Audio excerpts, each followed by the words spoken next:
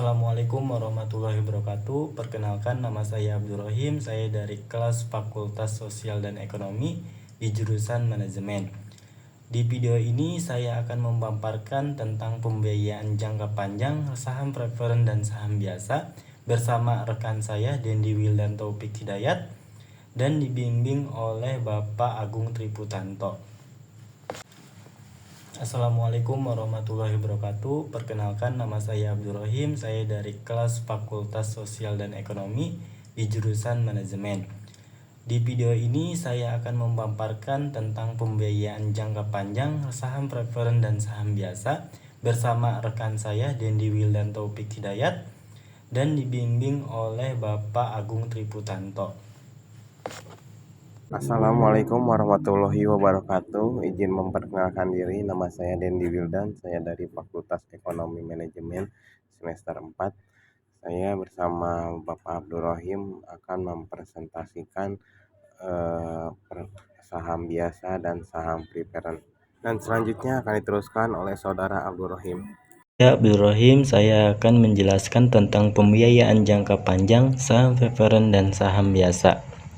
Strategi pembiayaan jangka panjang, memahami saham preferen dan saham biasa. Dalam dunia keuangan, strategi pembiayaan jangka panjang sangat penting. Pada presentasi ini kita akan memahami perbedaan antara saham preferen dan saham biasa, serta bagaimana keduanya dapat memengaruhi keputusan investasi dan struktur modal perusahaan. Apa itu saham? Saham adalah instrumen keuangan yang menunjukkan kepemilikan atas suatu perusahaan. Ada dua jenis utama, yaitu saham biasa dan saham preferen. Masing-masing memiliki karakteristik dan hak yang berbeda yang dapat mempengaruhi keputusan investasi. Saham biasa.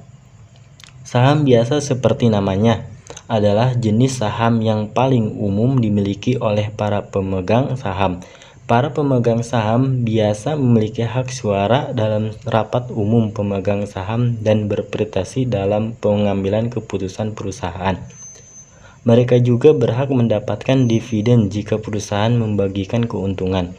Saham biasa ini sebenarnya memiliki risiko yang lebih tinggi dibandingkan saham preferen. Jika perusahaan gagal dan mengalami kerugian, pemegang saham biasa akan menjadi prioritas terakhir dalam hal pembagian aset perusahaan. Namun, jika perusahaan berhasil dan laba meningkat, pemegang saham biasa dapat mengambil keuntungan yang lebih tinggi dibanding pemegang saham preference. Keuntungan saham biasa. Salah satu keuntungan dari saham biasa adalah potensi capital gain yang tinggi.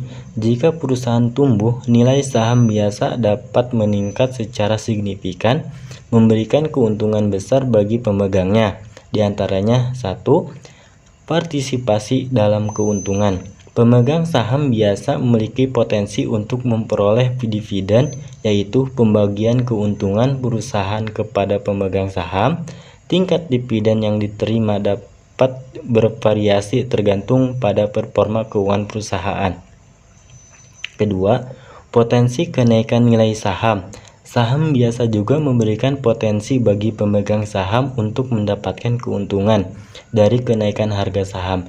Jika kinerja perusahaan baik dan prospeknya positif, harga saham biasa dapat naik sehingga pemegang saham bisa menjualnya dengan harga lebih tinggi daripada saat dibeli. Hak suara.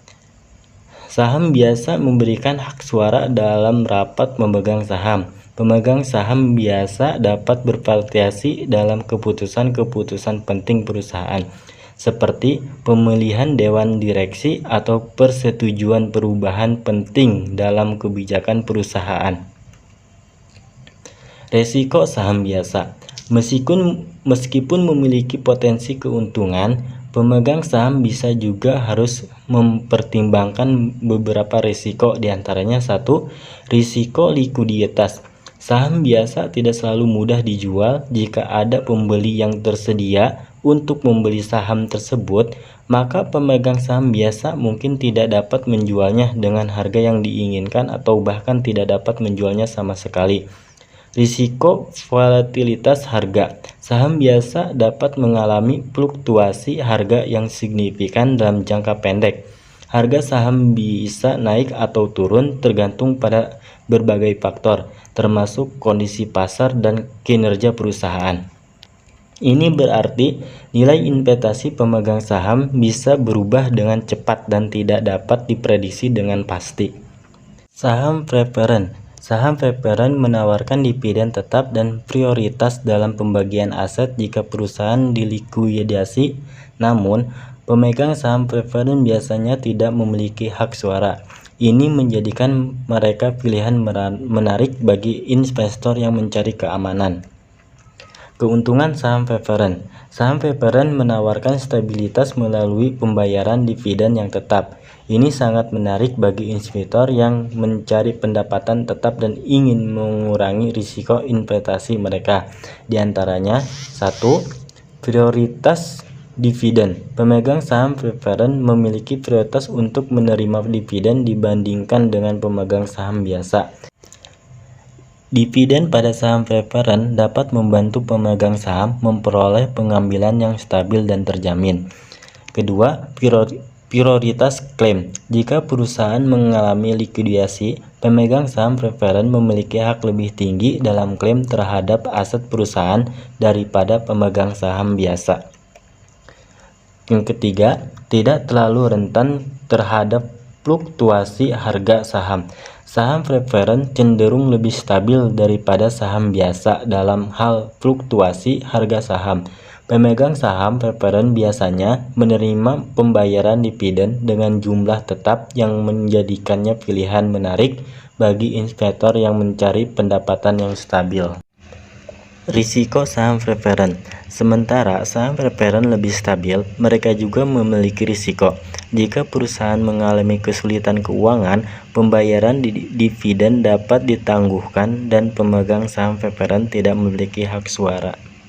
Mungkin kelanjutannya akan dilanjutkan oleh rekan saya, Dendi Wildan Taufik Hidayat. Terima kasih Pak Abdul atas penjelasannya dan memberikan kesempatan pada saya untuk menjelaskan. Perbedaan utama antara saham biasa dan saham preferen terletak pada hak suara dan dividen. Saham biasa memiliki potensi pertumbuhan yang lebih tinggi, sedangkan saham preferen menawarkan stabilitas dan pengembalian yang lebih konsisten.